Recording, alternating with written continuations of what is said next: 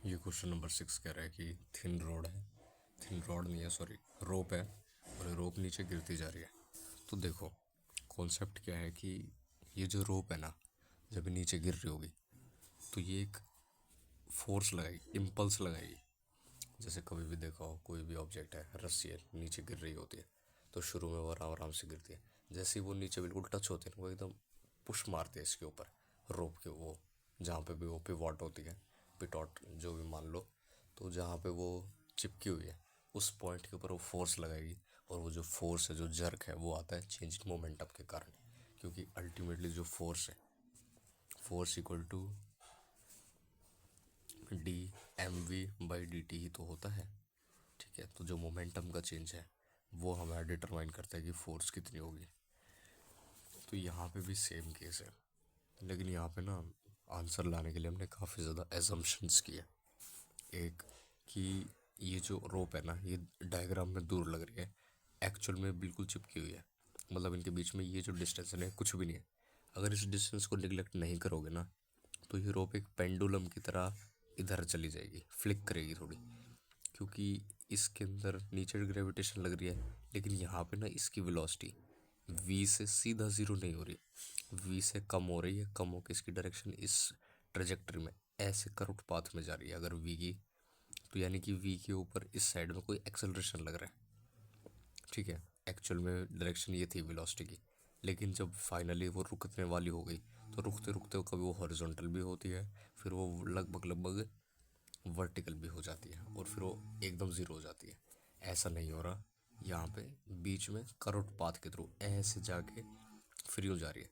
तो इस पूरे ट्रेजेक्टरी के अंदर ये वर्टिकली डाउनवर्ड से हॉरिजॉन्टल होते हुए ज़ीरो जा रही है। यानी कि वेलोसिटी की डायरेक्शन बदल रही है। वेलोसिटी की डायरेक्शन बदलने का तात्पर्य ये है कि इस तरफ कोई एक्सेलरेशन लग रही है। एक्सेलरेशन कौन लगा रहा है? टेंशन लगा रही है, ऑफ कोर्स। तो अगर टेंशन इस वाले पार्ट के अंदर जो रोप का है उस पर इस तरफ एक्सेलरेशन लगा रही है, तो रोप का जो दूसरे वाला पार्ट है उसके अंदर अपोजिट में लगा रही होगी, क्योंकि इंटरनल फोर्स है, internal force equal and opposite होगी। तो अगर ये वाला पार्ट जो है वो यहाँ खींच रहा है तो ये दूसरे वाला यहाँ खींचेगा, तो ये ओवरऑल जो रोप है ना, दूसरा पार्ट, इसको इधर की तरफ एक एक्सेलरेशन मिल जाएगी, जिससे ये रोप जो है ना, शुरू में तो नॉर्मल थी, आपने इसको उठाया छोड़ा, तो जब छोड़ा ना तो ये धीरे धीरे छोड़ते छोड़ते ये जो नीचे वाला पार्ट है ये साइड में जाएगा और ऐसे हो जाएगा। मतलब डायग्राम के ऊपर मत जाओ, भावनाओं को समझो। ये जब बिल्कुल नीचे जाएगा तो ये इस टाइप से हो जाएगा, फिर ये और गिरेगा, और जब एकदम ये झटका लगेगा फिर ये एकदम ऐसे करके फिर ये यूं यूं रोटेट घूमने लग जाएगी।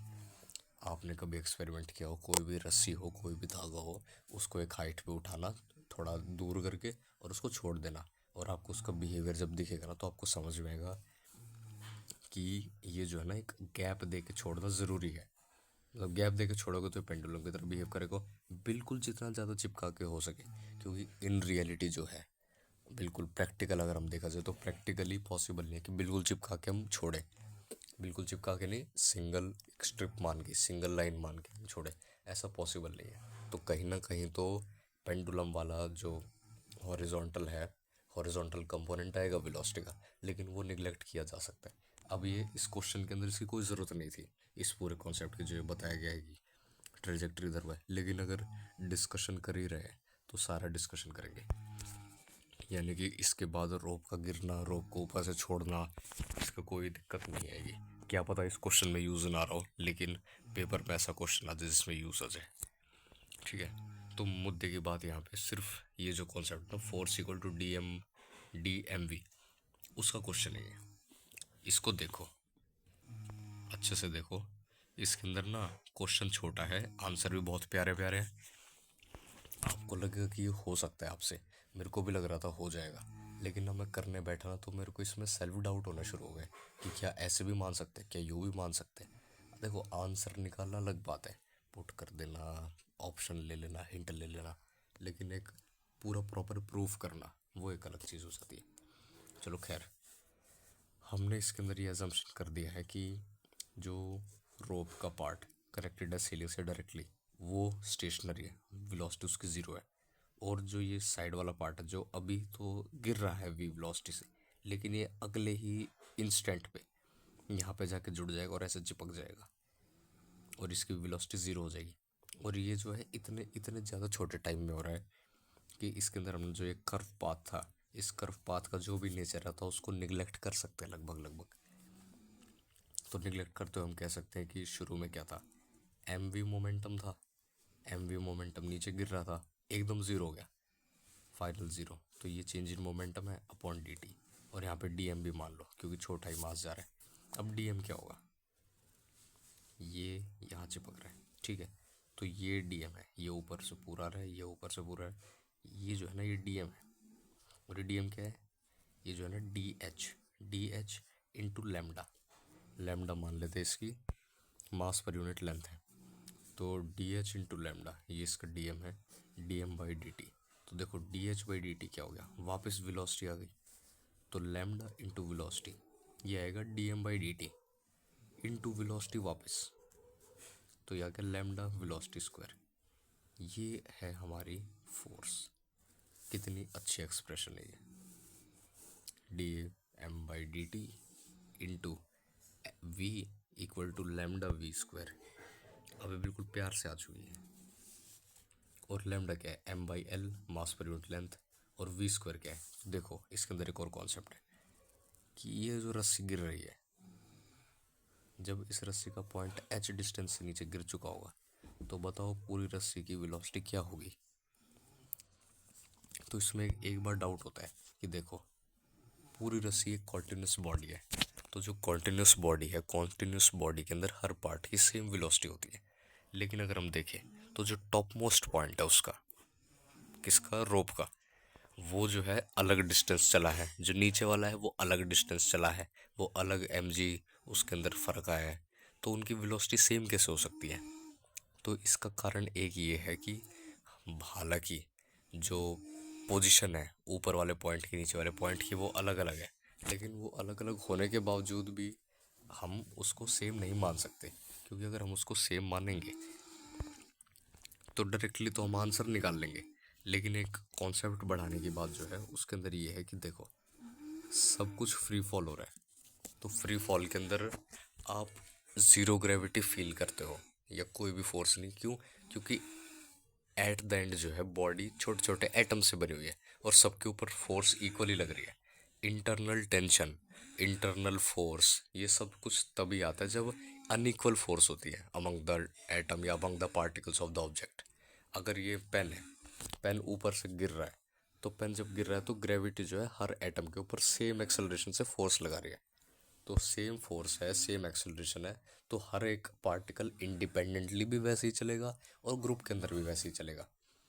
तो अगर ये पेन जो है ना, मैं इसको यूँ नीचे गिरा रहा हूँ और यहाँ पे वैक्यूम वगैरह कुछ भी नहीं है, तो अगर यहाँ पे आप इस पेन के हज़ारों टुकड़े कर दो और फिर भी इसको ऐसे कैसा मेंटेन करके रखो, तो गिरते वक्त ये वो टुकड़े भी एक साथ गिरेंगे और ये पेन जुड़ा हुआ भी एक साथ गिरेगा। मतलब पेन के अंदर की जो बाइंडिंग है, प्लास्टिक के बीच की जो बाइंडिंग है, वो उसकी ज़रूरत नहीं है आपको पेन को इकट्ठा नीचे गिराने के लिए। पेन इकट्ठा नीचे गिरेगा ही गिरेगा। At the end her particle के ऊपर सेम ही ग्रेविटेशन लग रही है। तो ये हमारा सोचना गलत है कि नीचे वाला तेज़ी से गिरेगा, ऊपर वाला आराम से गिरेगा, ऊपर वाला दूर है तो जल्दी गिरेगा, ये सारी चीज़ें सोचने की नहीं है। हर पार्ट सेम वेलोसिटी से सेम टाइम पे रहेगा। क्यों, क्योंकि ऊपर वाला भी एच से नीचे आया है, नीचे वाला भी एच से नीचे गया है, और जो मोमेंटम का चेंज हुआ है जिसके अंदर जो पार्टिकल पहले चल रहा था वो जो चिपक गया अब जाके उसका मोमेंटम फोर्स में कन्वर्ट हो गया। तो एनर्जी कंजर्वेशन की कोई दिक्कत नहीं, मोमेंटम कंजर्वेशन की कोई दिक्कत नहीं, और जो एक्सेलरेशन की कॉन्सेप्ट है उसमें कोई दिक्कत नहीं, इंटरनल फोर्स जो है उसकी ज़रूरत नहीं है हमें एक साथ इनको मूव करवाने में, उसकी भी कोई दिक्कत है। तो सारा कॉन्सेप्ट यहाँ भी क्लियर हो जाता है हमारा। तो सिर्फ जो फोर्स है उसकी प्यारी सी एक्सप्रेशन आ चुकी है, लेमडा वी स्क्वायर। लेमडा के अंदर एम बाई एल डालेंगे, वी स्क्वायर क्या होगा, two G H, half M V square equal to D M के लिए मान लो ये half D M V square equal to D M G H, उससे टू जी एच आ गया। अब एच की वैल्यू क्या है, क्वेश्चन के अंदर दे रखा है कि आधी स्ट्रिंग को हमने उठा के यहाँ किया, आधा मतलब H equal to L by two, यानी कि M by L into two into G into H की वैल्यू एल बाई टू। इसको सॉल्व करते याद आता है एम जी, ये गया, ये गया, तो एम जी हमारी फोर्स आ गई। एम जी आंसर गलत, एम जी जो है ये फोर्स हमने किसकी वजह से निकाली है? चेंज इन मोमेंटम की वजह से निकाली है ना। तो ये तो चेंज इन मोमेंटम की फोर्स है, M D by D T की। हमें चेंज इन मोमेंटम की फोर्स तो लिखनी थी। और और साथ के अंदर हमें इसकी जो एम जी की खुद की फोर्स है, जो इसका वेट है, वो भी तो होगा ही होगा भाई।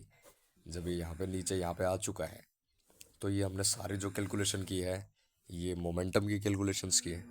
तो मोमेंटम की कैलकुलेशन के पश्चात ये जब पूरी बॉडी नीचे आ चुकी है, तो इस बॉडी का एम जो है एम जी, वो तो लग ही लग रहा होगा, उसको तो फर्क ही नहीं पड़ता है बॉडी तेजी से आ रही है, आराम से आ रही है, मोमेंटम चेंज करके आ रही है। ये तो एक अलग ही कॉन्सेप्ट चल रहा है, अलग ही चीज़ चल रही है इनकी।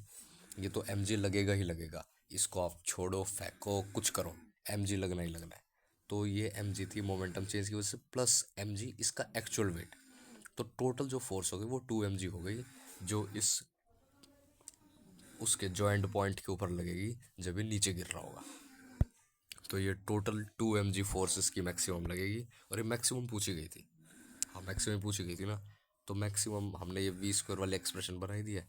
तो मैक्सिमम तब लगेगी फोर्स जब वेलोसिटी मैक्सिमम होगी, और वेलोसिटी मैक्सिमम उस पॉइंट के लिए होगी जब जो ये टॉप मोस्ट पॉइंट है ये यहाँ नीचे चला जाएगा, या यूँ कहो सबसे ज़्यादा डिस्टेंस, सबसे ज़्यादा हाइट ट्रेवल जो पॉइंट करेगा, जब वो पॉइंट हमारा ऊपर से नीचे के चिपकेगा तब मैक्सिमम फोर्स लगाएगा। तो इस कारण हमने टॉप मोस्ट पॉइंट को उठाया है, एंड पॉइंट को उठाया है एज अ रेफरेंस फोर्स निकालने के लिए। अगर ये यूं पूछता कि फोर्स बताओ जब ये आधा डिस्टेंस नीचे आ गई हो, आधा डिस्टेंस मतलब L/4 आ गई हो, L/6 आ गई हो, ये क्वेश्चन आ जाए कि L/6 रस्सी जो है ना नीचे गिर चुकी है, बताओ फोर्स कितना लगा है उस टाइम पे, तो वो भी क्वेश्चन आ सकता है। तो उसको भी हम कर सकते हैं इसी मेथड से। L/6 दे रखा है तो H की जगह L/6 डाल देंगे, आंसर निकाल लेंगे। तो इसको थोड़ा और घुमाना हो क्वेश्चन को, तो इसके अंदर और भी कुछ कुछ हम कर सकते हैं। बाकी 2 mg टोटल फोर्स है, ये हमारा आंसर है, आंसर नंबर सी। बिल्कुल ये पूरे क्वेश्चन की ऑटोप्सी हो चुकी है।